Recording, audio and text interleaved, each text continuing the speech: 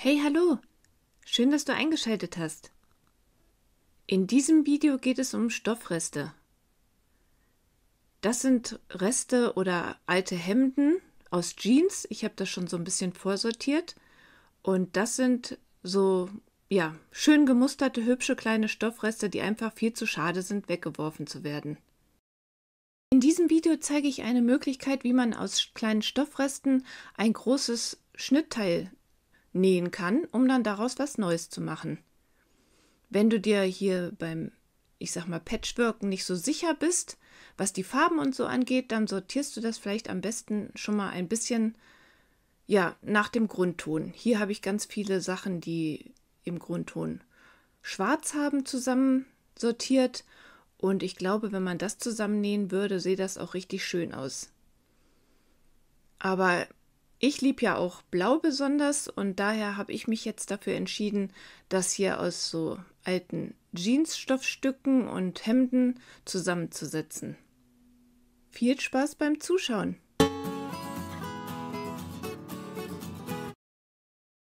Vor ein paar Wochen habe ich ja das Portemonnaie hier auf meinem Kanal gezeigt und das möchte ich jetzt nochmal nähen, und zwar aus den Stoffresten.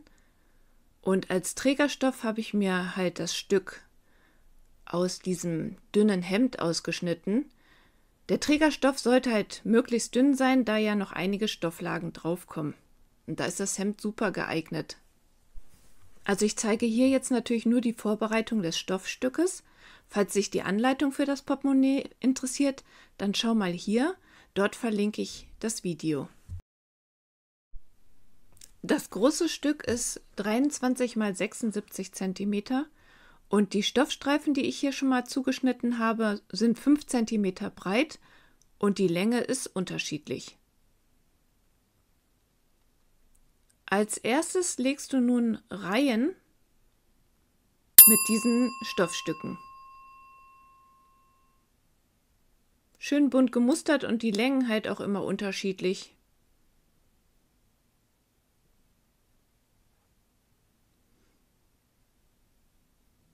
Da ja noch die Nahtzugabe beinhaltet ist, muss die Reihe schon länger sein als das Stoffstück.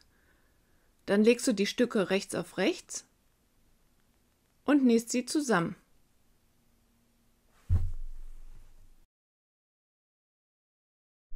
Wenn die Reihen fertig genäht sind, dann bügelst du die Nahtzugabe auseinander.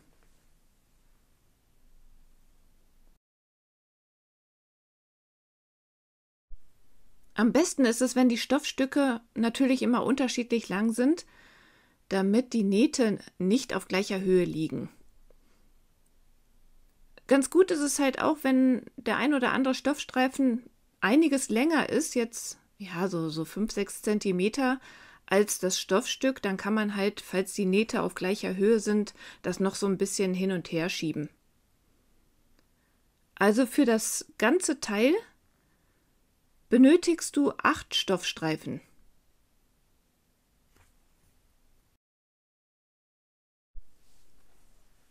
Streifen Nummer 1 wird mit der linken Seite nach unten auf dem Trägerstoff festgeklammert und dann anschließend festgenäht.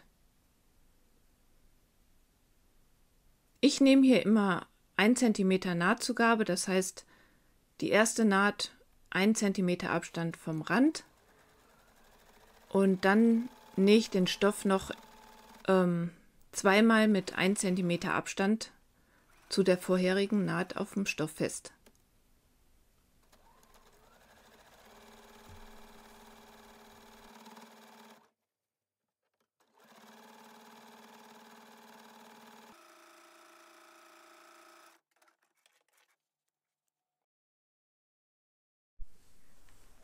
Das Überstehende kann man schon mal abschneiden und dann den zweiten Streifen rechts auf den ersten legen.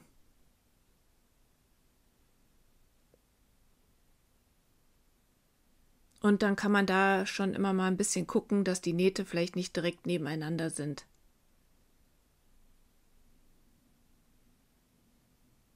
Wenn der festgesteckt ist, dann werden die Streifen aufeinander genäht.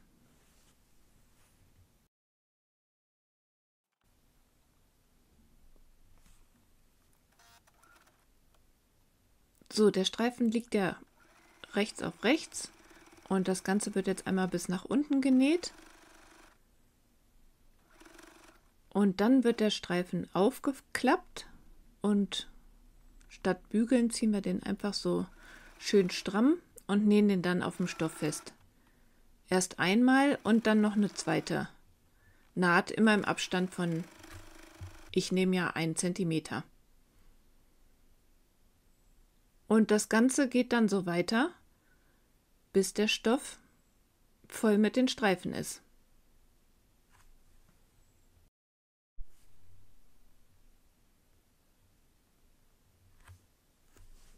Ja, und dann ist das Schnittteil fertig.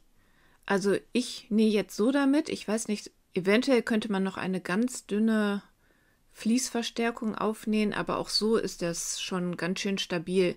Und bei dem Portemonnaie liegen die Lagen ja nachher aufeinander und dadurch entsteht ja auch Stabilität. Also so kannst du dann ganz normal das Portemonnaie weiternähen, wie das in der Anleitung zu sehen ist. Ich bin hier mal wieder noch am Überlegen, lieber einen dunkelblauen oder einen hellen Reißverschluss. Aber ich nehme dunkelblau.